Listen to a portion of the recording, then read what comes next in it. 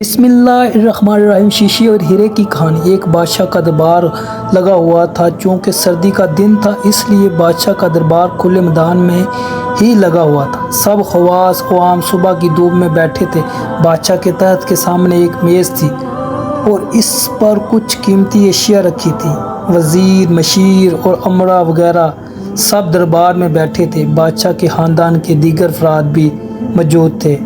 इसी वक्त एक शख्स आया और दरबार में दाखिले की इजाज़त चाही। इजाज़त मिल गई तो इसने कहा, मेरे पास 2 एशिया हैं। मैं हर मुल्क के बादशाह के पास गया हूँ और अपनी एशिया को बादशाह के सामने रखता हूँ, पर कोई फ़र्क जान नहीं पाता।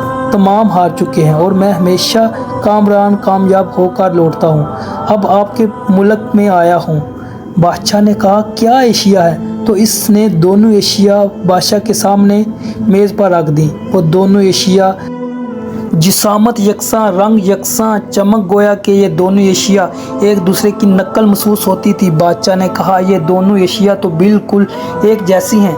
तो इस शख्स ने कहा, जी हाँ, दिखाई तो एक सी ही देती हैं, लेकिन है मुख्तलिफ। इनमें से एक है बहुत कीमती हीरा और एक है शीशा। बज़ाहिर ये दोनों एक से हैं। कोई आज तक ये नहीं पहचान सका कि कौन सा हीरा है और कौन सा शीशा। कोई जांच कर बताए कि इनमें से हीरा कौन सा है और कौन सा शीशा।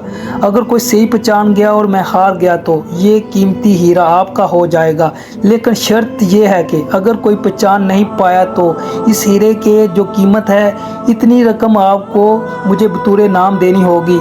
इस तरह मैं कई ममालिक से जीत कर आया हूँ। बादशाह ने कहा, मैं तो नहीं पहचान सकता। वज़ीर, मशीर बोले, हम भी जांच नहीं सकते क्योंकि दोनों बिल्कुल एक जैसे हैं। सबको गुमान था कि अब तो शिकस्त ही मुकद्दर है, लेकिन शिकस्त पर नाम का मसला भी नहीं था क्योंकि बादशाह के पास बहुत दौलत था।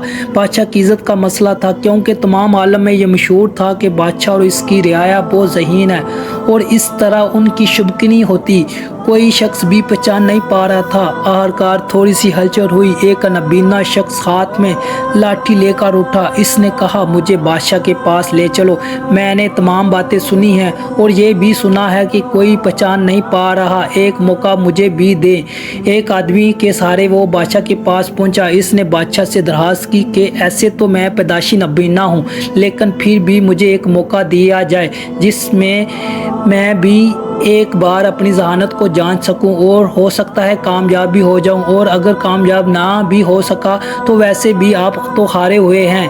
बादशाह को महसूस हुआ कि इससे मौका देने में क्या हर्ज है। बादशाह ने कहा कि ठीक है। इस नबीने शख्स को दोनों चीज़ें छूने के लिए दे दी गई और पूछा गया, इसमें कौन सा हीरा है और कौन सा शीशा, यही आपको मालूम करना है। इस आदमी ने एक लम्हे में कह दिया कि ये हीरा है और ये शीशा है।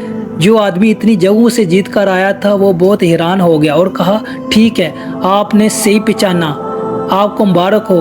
अपने वादे के मुताबिक अब ये हीरा बादशाह का हुआ। तमाम लोग बहुत हैरान हुए कि एक नबीना शख्स ने कैसे जान लिया कि असल हीरा कौन सा है, और सब ने यही सवाल इस नबीना शख्स से किया। इस नबीना शख्स ने कहा कि सीधी सी बात है, धूप में हम सब बैठे हैं, मैंने दोनों को छू कर महसूस किया। जो ठंडा रहा वो हीरा, जो गर्म हो गया वो शीशा। खलासा कलाम।